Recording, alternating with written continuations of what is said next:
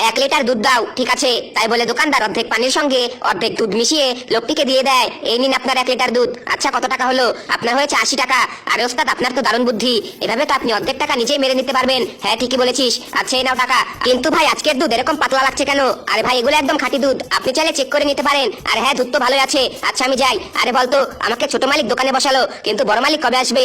আরে তার আসতে আরো 1 মাসও লাগতে পারে। আচ্ছা, তখনই একটি লোক আসে। 1 লিটার দুধ দাও। ঠিক আছে। তাই বলে দোকানদার অর্ধেক পানির সঙ্গে অর্ধেক দুধ মিশিয়ে লোকটিকে দিয়ে দেয়। আরে ভাই, এই নাও টাকা। কিন্তু দুধে তো হালকা লাগছে কেন?